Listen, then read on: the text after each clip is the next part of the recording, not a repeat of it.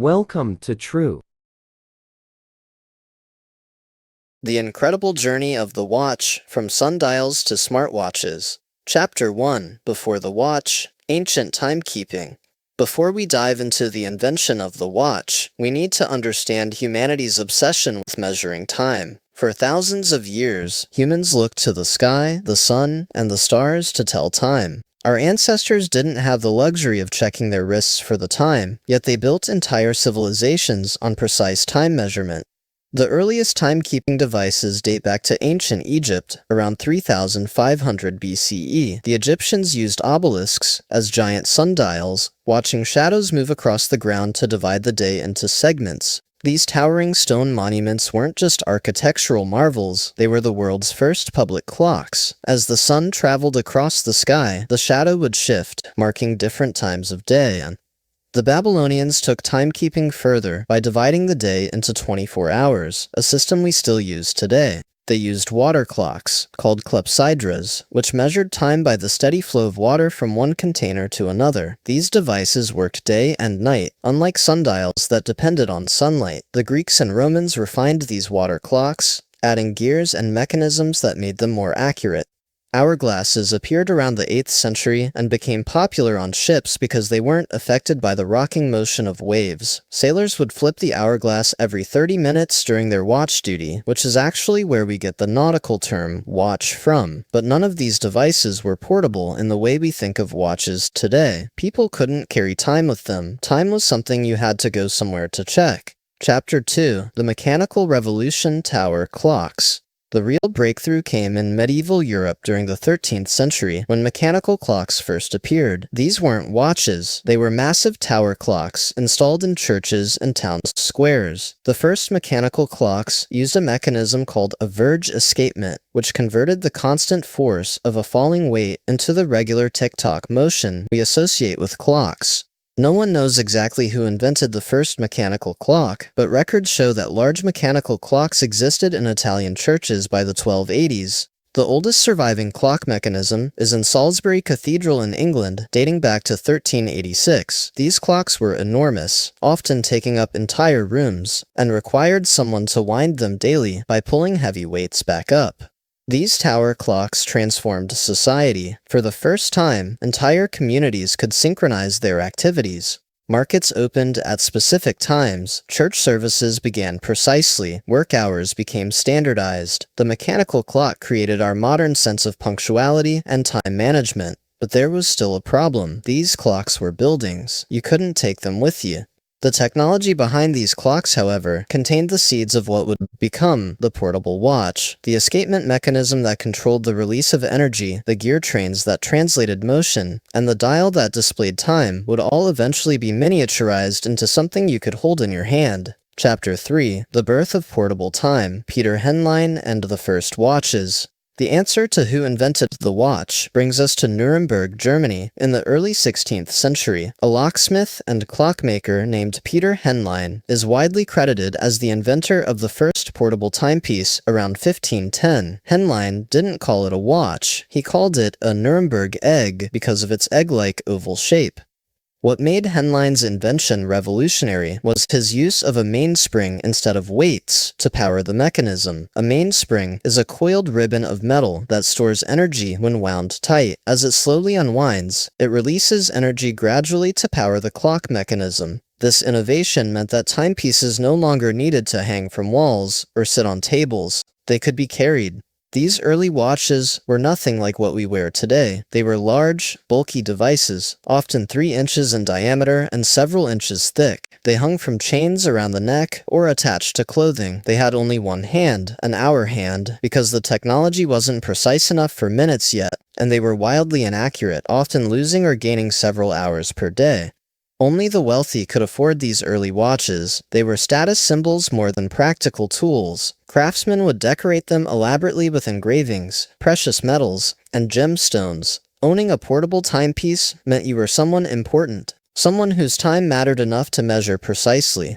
The technology spread quickly through Europe. Watchmaking centers emerged in Switzerland, France, and England. Each region developed its own style and innovations, but these early watches all shared the same fundamental problem. They weren't very accurate, and they were incredibly expensive to produce. Chapter 4: The Quest for Accuracy. Scientific breakthroughs. For over a century after Henlein's invention, watches remained unreliable toys for the rich. The breakthrough that transformed watches from novelties into precision instruments came from an unexpected source: astronomy and navigation. In 1657, Dutch scientist Christian Huygens invented the pendulum clock, which was far more accurate than any previous timekeeping device. While pendulum clocks couldn't be portable because they needed to hang vertically, Huygens's work led him to another innovation that changed watches forever. In 1675, he invented the balance spring, also called the hairspring. The balance spring is a tiny coiled spring attached to a balance wheel. As the wheel oscillates back and forth, the spring controls its motion, creating regular, consistent beats. This mechanism served the same purpose in a watch that a pendulum served in a clock. It provided a steady rhythm for measuring time. This invention dramatically improved watch accuracy from hours of error per day to just minutes. Around the same time, English scientist Robert Hooke was working on similar innovations. There's actually historical debate about whether Huygens or Hooke invented the balance spring first, but what matters is that by the late 1600s, watches suddenly became much more accurate. With improved accuracy came the addition of the minute hand. By 1680, watches routinely had both hour and minute hands. The second hand would come later, first appearing in the 1690s, though it didn't become standard until much later. Each additional hand required more precise engineering and more complex gear systems. Chapter 5: The English Revolution, George Graham and John Harrison. The 18th century belonged to English watchmakers, who pushed the boundaries of precision and reliability. George Graham, working in London in the early 1700s, invented the cylinder escapement, which was more compact and more accurate than earlier designs. His innovations made watches thinner and more wearable. But the most famous English horologist was John Harrison, whose story is one of obsession and genius. In 1714, the British government offered the Longitude Prize, a massive reward for anyone who could create a clock accurate enough to determine longitude at sea. Navigators could calculate latitude by observing the sun, but longitude required knowing the exact time, and no clock could maintain accuracy on a rocking ship. Harrison spent decades perfecting his marine chronometers. His first attempt, H1, completed in 1735, was a large box-like device. Over 30 years, he created 4 progressively better chronometers. His final masterpiece, H4, completed in 1759, looks like a large pocket watch and kept time with extraordinary accuracy, losing only seconds over months at sea. Harrison's work proved that watches could be precision scientific instruments. His innovations in temperature compensation, friction reduction, and escapement design influenced all future watchmaking. Although he faced bureaucratic obstacles in claiming the prize, his chronometers revolutionized navigation and saved countless lives at sea. Chapter 6: From Pocket to Wrist, the Birth of the Wristwatch. For centuries, watches were pocket watches. Men carried them in vest pockets attached to chains. Wearing a watch on your wrist was considered feminine and impractical. Women wore small ornamental watches as bracelets, but these were jewelry first and timepieces second. The wristwatch, as we know it, emerged gradually in the late 19th century. Military officers, particularly in the cavalry, found pocket watches impractical during combat. They needed to check time quickly while holding weapons or reins. Some officers improvised by attaching pocket watches to leather straps around their wrists. The first true wristwatches designed specifically for the wrist appeared in the 1880s. Swiss watchmaker Patek Philippe created wristwatches for women, while Gérard Perregaux produced wristwatches for German naval officers in the 1880s. But these were exceptions. Most men still preferred pocket watches, viewing wristwatches as delicate and unmasculine. World War I changed everything. Soldiers in the trenches needed to coordinate attacks precisely, and fumbling with pocket watches while handling weapons was impossible. Officers began wearing wristwatches, and soon enlisted men followed. Trench watches, as they were called, had protective grills over the crystal and luminous dials for reading in darkness. When soldiers returned home after the war, they kept wearing wristwatches. What had been a military necessity became a fashion statement. By the 1920s, the wristwatch had overtaken the pocket watch in popularity. Watchmakers redesigned their products specifically for wrists, making them more robust, more water-resistant, and more stylish. Chapter 7. Swiss Dominance, the Art and Science of Watchmaking. While many countries produced watches, Switzerland emerged as the undisputed center of fine watchmaking. Swiss watchmaking began in Geneva in the 16th century, initially driven by religious refugees who were skilled craftsmen. The Calvinist ban on wearing jewelry pushed these artisans toward watchmaking, where they could apply their decorative skills to functional objects. By the 18th century, Swiss watches were renowned for quality and craftsmanship. The Swiss developed a unique approach, with different specialists handling different components. One craftsman might make only balanced springs, another only escapements, and a master watchmaker would assemble everything. This division of labor created incredible expertise and consistency. Swiss innovations dominated the 20th century. In 1926, Rolex created the Oyster, the first truly waterproof wristwatch. In 1931, Rolex introduced the Perpetual, the first automatic wristwatch with a self-winding rotor that wound the watch as you moved your wrist. These weren't just technical achievements, they were marketing triumphs that made watches essential lifestyle accessories. Swiss brands like Patek Philippe, Audemars Piguet, and Vacheron Constantin became synonymous with luxury and precision. They created watches with incredible complications, perpetual calendars that automatically adjusted for leap years, minute repeaters that chimed the time, and chronographs for precise timing. These complications required hundreds of tiny components working in perfect harmony, all assembled by hand. The Swiss also established watchmaking as an art form. Master watchmakers spent years in apprenticeship, learning techniques passed down through generations. Creating a single high-end mechanical watch could take months of work. The Swiss-made label became a guarantee of quality recognized worldwide. Chapter 8. The Quartz Revolution, Time Gets Electric. In 1969, everything changed. Seiko, a Japanese company, introduced the Astron, the world's first quartz wristwatch. Instead of mechanical gears and springs, quartz watches used electronics and a tiny crystal of quartz that vibrated at a precise frequency when electricity passed through it.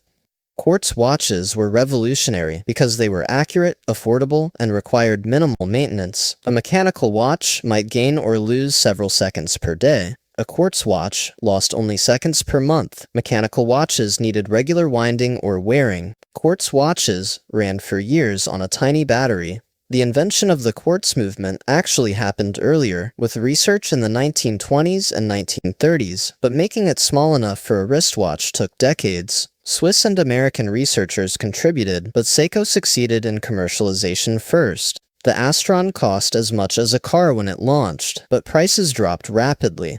The quartz revolution devastated the Swiss watch industry. Suddenly, a $20 quartz watch kept better time than a $1,000 mechanical Swiss watch. Consumers abandoned expensive mechanical watches for cheap, accurate quartz alternatives. Between 1970 and 1985, Swiss watch employment plummeted from 90,000 to 30,000 workers. Hundreds of traditional watchmaking companies went bankrupt. This period, called the Quartz Crisis, forced the Swiss to reinvent themselves. They couldn't compete on accuracy or price, so they repositioned mechanical watches as luxury items and art pieces. Companies like Swatch emerged, creating fashionable, affordable quartz watches that made watches about style rather than just function. Meanwhile, high-end brands doubled down on craftsmanship and heritage, making mechanical watches aspirational objects rather than practical tools. Chapter 9. The Digital Age. Watches Become Smart. The next evolution came with digital technology. The first digital watch, with an LED display showing numbers instead of hands, appeared in 1970. Hamilton Watch Company's Pulsar became a cultural phenomenon, appearing on the wrist of James Bond and becoming a symbol of futuristic technology. Digital watches evolved rapidly through the 1970s and 1980s. Casio became famous for adding features, calculators, databanks that stored phone numbers, alarm functions, and games. The Casio F91W, introduced in 1989, became one of the best-selling watches ever, costing just a few dollars, but offering multiple time zones, an alarm, and a stopwatch. Sports watches developed their own category. Timex introduced the Ironman in 1986, designed specifically for athletes who needed chronographs, lap timers, and water resistance. Dive watches like the Rolex Submariner became essential equipment for underwater exploration, with rotating bezels to track elapsed time and water resistance to hundreds of meters. But the real revolution came in 2015 when Apple released the Apple Watch. This wasn't just a watch, it was a computer on your wrist. It tracked your heartbeat, counted your steps, received messages, made payments, and ran thousands of apps. The Apple Watch did things that would have seemed like science fiction just decades earlier.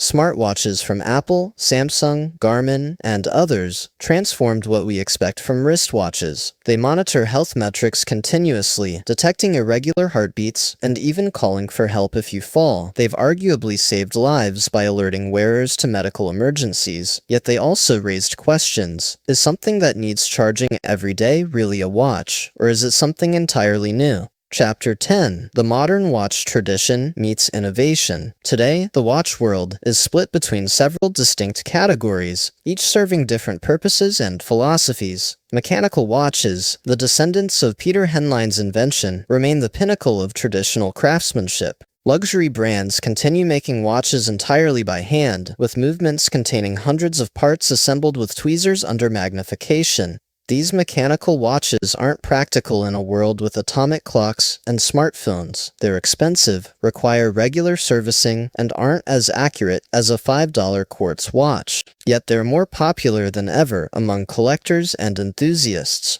Owning a mechanical watch is about appreciating human ingenuity, connecting with history, and wearing functional art. The most expensive watches ever sold are mechanical masterpieces. The Patek Philippe Grandmaster Chime sold for $31 million in 2019. These watches aren't bought to tell time. They're investments, heirlooms, and expressions of extreme craftsmanship. Some mechanical watches have waiting lists of years and can only be purchased if the brand deems you worthy. Meanwhile, quartz watches dominate the mass market. They're in everything from children's watches to military-issue timepieces. They're reliable, accurate, and disposable. Fashion brands produce quartz watches as accessories, changing styles seasonally like clothing. Smartwatches represent a third category, blurring the line between watch and wearable computer. They've created a new generation that views watches as multifunctional devices rather than single-purpose time tellers. Young people today are more likely to own a smartwatch than a traditional watch. Chapter 11. The Cultural Impact. Why Watches Still Matter. In an age where everyone carries a smartphone that displays time more accurately than any watch, why do we still wear watches? The answer reveals something profound about human nature and our relationship with the technology. Watches are one of the few socially acceptable pieces of jewelry for men. A man might wear a wedding ring and a watch, and that's it. Watches signal status, taste, and personality. A Rolex announces success. A vintage Omega suggests sophistication. A G-Shock implies practicality. A smartwatch indicates tech savviness. These signals happen instantly before a word is spoken. Watches mark life's milestones. Graduation watches, wedding watches, retirement watches. These gifts carry emotional weight beyond their material value. They become heirlooms passed through generations, carrying family history on the wrist. A grandfather's watch connects you physically to his time, creating a tangible link across decades. The watch industry also represents one of the last bastions of traditional craftsmanship in our automated world. In Swiss watch valleys, artisans still practice skills unchanged for centuries, hand-finishing tiny components that no one will ever see. This dedication to craft for its own sake has cultural value beyond the functional object produced. Watches have also shaped our language and thinking about time. We watch for things, meaning we observe carefully. We stand watch when guarding something. Time runs out like a wound spring unwinding. These metaphors from watchmaking have become how we conceptualize time itself. Chapter 12. The Future of Watches. What comes next? The future of watches lies in multiple directions simultaneously. Mechanical watches will likely become even more exclusive and artistic, targeted at collectors willing to pay premiums for handcrafted complexity. Some brands are exploring new materials like silicon and ceramic for movement components, combining traditional mechanics with modern materials science. Smartwatches will continue evolving with better batteries, more health sensors, and deeper integration with our digital lives. Future smartwatches might monitor blood sugar continuously for diabetics, detect early signs of disease, or even use haptic feedback to guide you through cities without looking at a screen. The watch could become a crucial health monitoring device that happens to tell time. Solar-powered watches represent an interesting middle ground. Citizen's Eco Drive and Casio's tough solar technology harvest light to power quartz movements, eliminating battery changes while maintaining accuracy. These watches combine quartz precision with the appeal of sustainable, low-maintenance technology. Some futurists predict watches might become obsolete, as augmented reality glasses or contact lenses display information directly in our field of vision. Others suggest watches will persist precisely because they're discreet, traditional, and don't require us to stare at yet another screen. The watch industry has survived sundials, pendulum clocks, quartz crisis, digital revolution, and smartphones. Each time, watches adapted and found new relevance. Whatever comes next, humans seem to want something on their wrists, whether for function, fashion, or connection to centuries of horological heritage. Conclusion: a timeless invention. From PeterHenlein's Nuremberg egg to the Apple Watch, the journey of the watch spans 5 centuries of human ingenuity. What began as a mechanical curiosity for nobles became a precision instrument for navigation, a soldier's essential tool, a fashion statement, a status symbol, and finally a computer on our wrist. The watch's evolution mirrors humanity's relationship with time itself. We've gone from measuring time in rough quarters of days to splitting seconds into microseconds. We've progressed from societies where only churches had clocks to individuals carrying atomic clock accuracy in their pockets. Yet we still strap mechanical devices to our wrists that do nothing a smartphone can't do better. This contradiction reveals something essential. Watches were never just about telling time. They're about our desire to carry time with us. To make it personal and intimate, they're about craftsmanship, heritage, and the human need to measure and mark our brief existence. Every watch, from a plastic digital to a $1 million tourbillon, represents humanity's ongoing conversation with time. The next time you glance at your wrist, remember you're participating in a tradition that connects you to Peter Henlein in his Nuremberg workshop, John Harrison perfecting his chronometer, soldiers in World War I trenches, and everyone who's ever wondered what time it is. The watch, in all its forms, remains one of humanity's most useful and enduring inventions, ticking forward into an uncertain but fascinating future.